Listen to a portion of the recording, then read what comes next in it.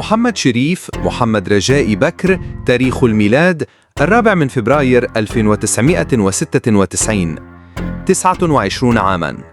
الطول حوالي 1.86 متراً. المركز مهاجم صريح أو قلب هجوم. انطلق من أكاديمية وادي دجلة. شارك بين 2015 و2018 في 61 مباراة وسجل 4 أهداف. انتقل في يناير 2018 وأصبح عنصراً مؤثراً.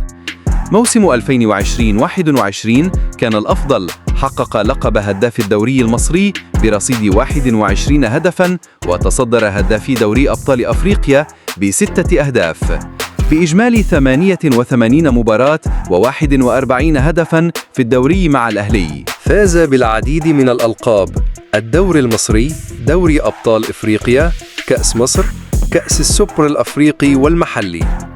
لعب 30 مباراة وسجل 14 هدفاً مع نادي إنبي خلال الموسم الواحد. انضم صيف 2023 بعقد مدته عامين.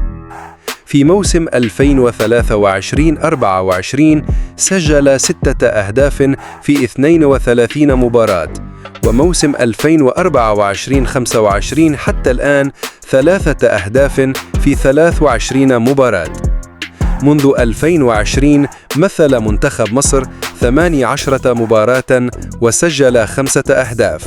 من أبرز أهدافه صناعة الفوز على توغو 2-1 في تصفيات كأس إفريقيا، وسجل ضد جزر القمر والسودان. أداء متميز في الدوري السعودي من حيث عدد التسديدات ونسبة التمرير الدقيق حوالي 86%.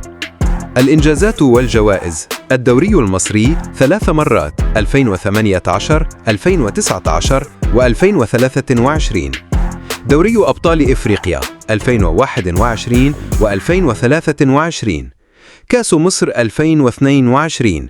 كأس السوبر المحلي والإفريقي 2021. هداف الدوري المصري 2020-2021. هداف دوري أبطال إفريقيا 2020-2021. يتمتع بخبرة كبيرة وأرقام تثقل أي هجوم، خصوصاً في المواجهات القارية والدولية. محمد شريف هو مهاجم صاحب خبرة كبيرة داخل مصر وأفريقيا، معروف بقدراته التهديفية في اللحظات الحاسمة. لمسيرته قمم سواء مع الأهلي أو المنتخب.